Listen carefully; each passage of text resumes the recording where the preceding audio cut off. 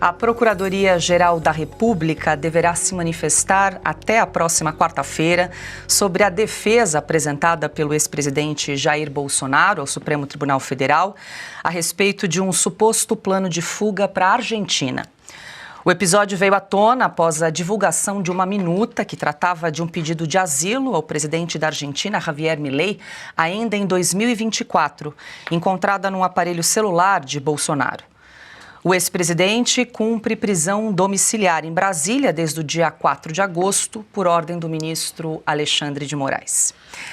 Adalberto Piotto, muito boa noite, seja bem-vindo. Piotto, começando mais um Oeste Sem Filtro, a gente traz uma atualização então sobre esse caso. Vale lembrar que na sexta passada, os advogados de Jair Bolsonaro então apresentaram as justificativas a respeito de um suposto risco de fuga por ter encontrado ali uma minuta de um documento editável, sem assinatura, datado de um ano atrás, de um suposto pedido de asilo ao governo da Argentina. Agora então a petição está com o PGR, com a Procuradoria-Geral da República, que pode se manifestar tanto pela prisão preventiva do ex-presidente Jair Bolsonaro ou mantê-lo como está, que ele segue em prisão domiciliar. Então, o ministro Alexandre de Moraes agora aguarda o parecer do PGR para definir. Lembrando, Piotto, que tem um cálculo aí, estamos às vésperas do julgamento do ex-presidente Jair Bolsonaro na próxima terça-feira, dia 2 de setembro. Então, alguns especialistas, juristas acreditam que nesse momento não seria o ideal agora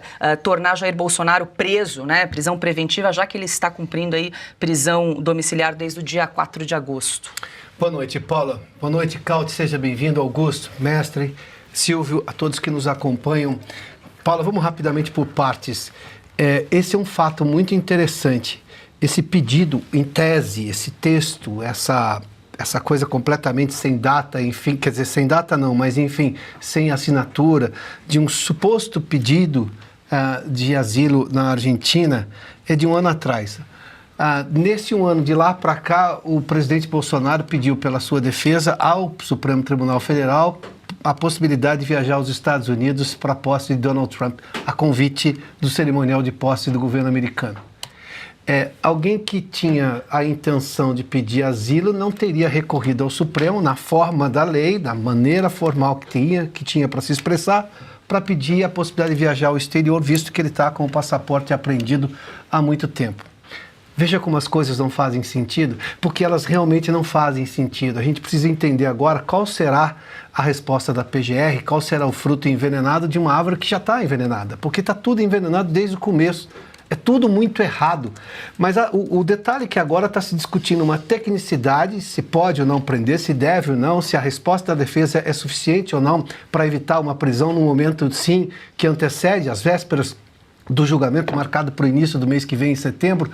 Diante disso tudo, mas qual é o fundamento da prisão neste momento domiciliar do presidente Bolsonaro? Qual é o fundamento dessa investigação especificamente? Tudo isso foi, digamos, da tradição do direito brasileiro, foi obedecido desde o começo? Não, não foi. É este o ponto. Porque nada desde 2019 é legal segundo a lei brasileira. Era isso, por exemplo, que estava nos 2 primeiros parágrafos da carta de Donald Trump no dia 9 de julho. Me permita misturar os assuntos, mas eles são correlatos. Ali estava escrito que o Brasil tem hoje um descalabro político institucional, de perseguição política. Nada daquilo o governo brasileiro quis responder, porque escolheu não responder. Afinal, estava muito claro. Aliás, eram as primeiras coisas escritas pelo presidente americano. Escolheu uma realidade paralela e o Brasil hoje é o único país que não tem interlocução real com a Casa Branca do ponto de vista governamental. E é o país que, por exemplo, mesmo no grupo dos BRICS, não tem negociação direta com o governo americano, o que prejudica a economia brasileira. Esse processo todo, desde quando o Supremo se agigantou de forma indevida, segundo a Constituição, lá em 2019, com o primeiro, que depois, na verdade, veio uma série de inquéritos sigilosos, isso atrapalha a vida do brasileiro, atrapalha a vida do país diplomático, atrapalha a vida da economia. E nós estamos falando agora da possibilidade de que há talvez um texto completamente apócrifo, nada leva a lugar nenhum, se isso teria alguma relevância para uma prisão antecipada do presidente Bolsonaro, uma prisão fechada, ou seja, em qualquer outro lugar que não na casa dele. é um mundo paralelo. Só que esse mundo paralelo está mandando no mundo real. E o mundo real é onde as pessoas vivem, é aqui que a gente sofre. Um Supremo que não existe dentro da lei, um governo que não existe dentro do republicanismo, e nós estamos aqui tendo que lidar com esse tipo de notícia. A gente vai ver alguns juristas discutindo a tecnicidade da resposta da PGR. Bobagem! É para saber por que esse fruto está envenenado. Mas a árvore está envenenada. Pouco importa, está tudo errado desde o começo. Silvio Navarro, muito boa noite, seja bem-vindo. Silvio, nessa petição, os advogados também criticam, questionam a divulgação daquelas trocas de mensagens entre Jair Bolsonaro, o filho Eduardo Bolsonaro, e também o pastor Silas Malafaia. Eu trago aqui um trecho rapidamente aí dessa petição que foi apresentada na sexta-feira, que agora está nas mãos do Procurador-Geral da República. Aspas, conversas privadas, movimentações financeiras, pagamentos feitos a profissionais, tudo foi cuidadosamente transmitido à imprensa, como se dados bancários não fossem protegidos por lei. O objetivo do inquérito é proteger o Estado democrático, mas diversas leis são lançadas ao lixo, diz um trecho aí dessa justificativa dos advogados do ex-presidente Jair Bolsonaro. Muito boa noite, Silvio. Paula, boa noite, Cauti, Piotr, Augusto, meu irmão, boa noite, você começa a semana com a gente. Vamos falar aqui do aspecto político disso tudo, porque é um julgamento político, é um julgamento de cartas marcadas, um julgamento endereçado, um julgamento já traçado. Então, esta nova acusação que vai partir da figura do Ministério Público, da Procuradoria-Geral da República, ainda bem se partir, e digo ainda bem por quê? Porque o Alexandre de Moraes, ministro, não vai exercer mais uma vez o papel do agente acusatório, não vai ser mais uma vez o parquê de todas as acusações, como tem acontecido dentro da Suprema Corte. Fato é que trata-se de perseguição política. Eles vão ampliando o leque para que, em algum momento, o presidente Jair Bolsonaro e os seus aliados mais próximos, aqueles que integraram o seu governo, estejam todos cercados de denúncias. No caso do presidente Jair Bolsonaro, não só inelegível, mas também impedido de contribuir politicamente para as eleições, ou seja, de ir à rua. Ele é o maior cabo eleitoral do Brasil. As eleições municipais deixaram isso muito claro. Por onde ele passou, ele elegeu prefeitos e vereadores, ao contrário do presidente de turno, Lula da Silva. Vamos relembrar o desempenho dos partidos de esquerda e ver como os partidos de direita e centro se saíram nas eleições. O PT fez 52 prefeituras, o PSOL traço, nada. O PDT, seu principal aliado, um dos principais aliados, fez 151. O PSB um pouco mais. Ou seja, a esquerda foi dizimada nas urnas porque Bolsonaro estava na rua. Bolsonaro elegeu prefeitos e vereadores. Veja o que aconteceu, repito, com os partidos de direita. Então eles vão cercando, eles vão tentar tirar também de cena a figura de um dos principais líderes religiosos do Brasil hoje, que é o pastor Silas Malafaia, alguém que convoca manifestações e o povo vai, ao contrário da esquerda. Essa é a leitura política. Ademais, o que nós temos é um julgamento também acelerado em relação ao presidente Jair Bolsonaro, que começa no dia 2, na semana que vem. Se você tirar como exemplo a magnitude de um julgamento, como foi o julgamento do Mensalão, vamos pegar a ação penal 470, lá, que iniciou em 2 de agosto de 2012. Foram 53 sessões, 138 dias, o acórdão tem 8.500 páginas. O relatório tem 70 mil páginas. Nós agora estamos diante de um julgamento acelerado para tirar de cena o maior líder político do Brasil. Daqui a pouco a gente já vai tratar sobre o pastor Silas Malafaia, Silvio, que inclusive gravou uma série de vídeos dublados para enviar autoridades dos Estados Unidos.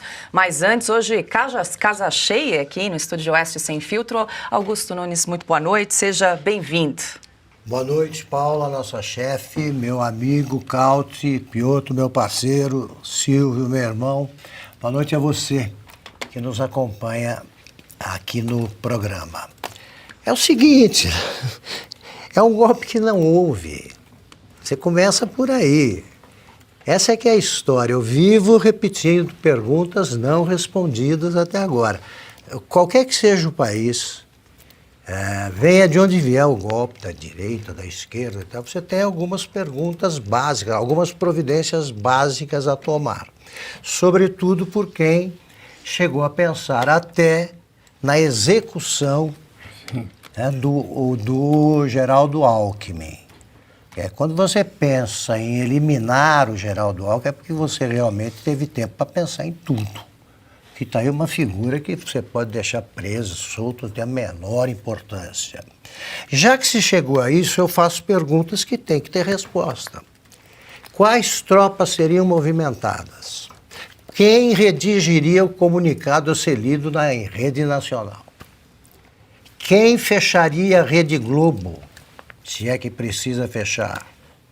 Quem é que assumiria o governo dos estados aí de governadores que comandados por governadores que se rebelassem? Coisas elementares.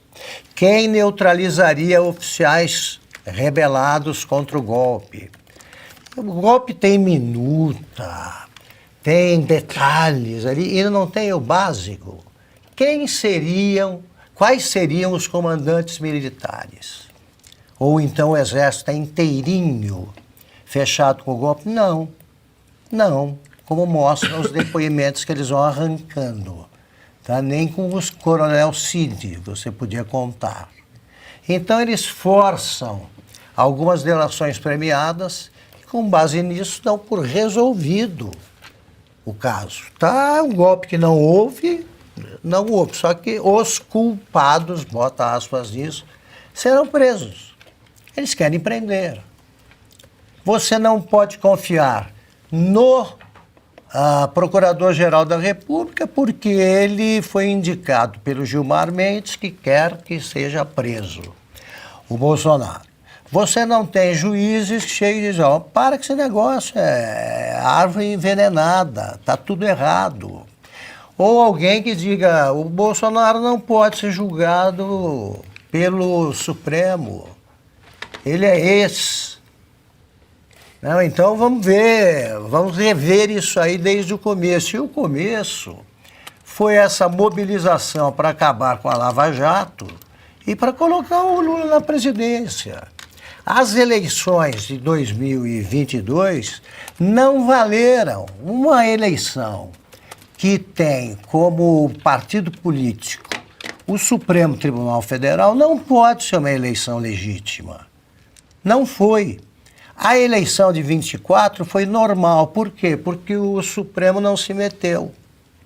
Era muito município para que ele se metesse. Como será normal a eleição agora, quanto à eleição em si, não vai ter nenhum tribunal fazendo papel de partido, se eles não se meterem com a eleição. Quem atrapalha o Brasil? Qual é o órgão que atrapalha o Brasil? É o Supremo. Se você tirar o Supremo de cena, você tem a normalidade eleitoral. Ela é impossível por quê? Porque todos estão agindo como eleitores, como eleitos, só que eles não tiveram voto nenhum. Ponto.